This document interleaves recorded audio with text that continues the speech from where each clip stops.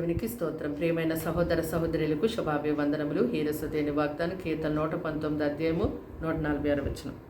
నేను నీకు మొరపెట్టుచున్నాను, నీ శాసనములు చొప్పున నేను నడుచుకున్నట్లు నన్ను రక్షించుము. చూడండి, దేవుడు మనకి ఇచ్చినటువంటి పరిశుద్ధ గ్రంథాన్ని మనం ఎంతో ప్రేమించేవారిగా ఉండాలి. దేవారాత్రము ఆయన యొక్క వాక్యాన్ని తప్పకుండా ధ్యానించేవారిగా ఉండాలి. దేవుని యొక్క వాక్యాన్ని మనం చదువుతూ ఉంటుండగా మన మనోనేత్రాలు వెలిగించబడతాయి. మన యొక్క స్థితి ఏంటో మనకు అర్థమవుతుంది. మనం ఎలా జీవించాలో మనకు తెలుస్తుంది. ఇక్కడ భక్తుడు అంటున్నాడు, ప్రభువా, నేను నీకు మొర్రపెడుతున్నాను, నీ శాసనములు చొప్పున నడుచుకున్నట్లుగా నన్ను రక్షించండి అని. చూడండి, దేవుని యొక్క వాక్యాన్ని వినడానికి అనేక మంది ఇష్టపడతారు, కానీ ఆ వాక్య ప్రకారం జీవించడానికి ఎంత మాత్రం కూడా ఇష్టపడరు.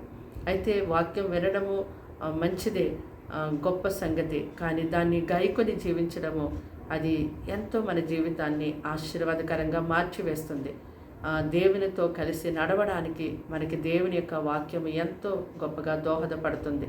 కాబట్టి దేవుని యొక్క వాక్య విషయాల్లో దావీదు వలె మనం కూడా ప్రార్థించుకునే వారిగా ఉండాలి. దేవా, నీ యొక్క వాక్య ప్రకారం నడుచుకున్నట్లుగా నాకు సహాయం చేయండి ప్రభా, నన్ను రక్షించండి ప్రభా. నీ వాక్యం లేక నేను నశించిపోతున్నాను.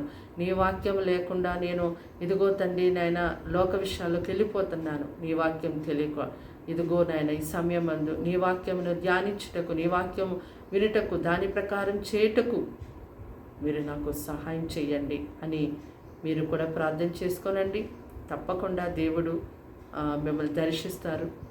దేవుని యొక్క వాక్యాన్ని వినుటకు, దాని ప్రకారం జీవించుటకు మంచి బుద్ధిని మీకు పుట్టిస్తారు. దేవుని యొక్క వాక్య ప్రకారం మీరు జీవిస్తూ ఉంటుండగా మీ యొక్క జీవితము అద్భుతంగా ఈ లోకములో దేవుని కొరకు ప్రత్యేకముగా, అలాగే మీ జీవితానికి ఆశీర్వాదకరంగా, మీ జీవితం అనేక మందికి దీవెనకరంగా మార్చబడుతుంది. ప్రార్థన. దేవానికి వందనములు, స్తోత్రాలు, స్తుతులు తండ్రి. మాటలు వింటున్నా నీ బిడ్డలు మీ రక్తంతో కడిగి ముట్టి స్వస్థపరిచి బలపరచండి. వారికి వారింటి వారికి రక్షణ ఇవ్వండి. నీ యొక్క వాక్యాన్ని ప్రేమించేవారుగా, నీ వాక్య ప్రకారం నడుచుకునేవారుగా మీరు లేవనెత్తండి. ఈ సమయం మందు ఇదిగో వారి కుటుంబంలో ఎలాంటి ఇరుకులు, ఇబ్బందులు, శోధనలు, సమస్యలు, పోరాటాలు ఉన్నాయో సమస్తము ఎరిగిన దేవుడు కనుక నీ బలమైన హస్తము చాపిని ప్రజలను ఆదుకొనండి. వాటి నుంచి విడిపించండి, వారిని బలపరచండి. కృంగిన స్థితిలో నుంచి వారు లేవనెత్తండి. అయ్యా, నీవు మాత్రమే సహాయం చేయగలవాడవని వారు గుర్తించడకు సహాయం చేయండి. నీవు లేకుండా జీవించలేమని ఒక తండ్రి ఆలోచన వారిలో పుట్టించండి.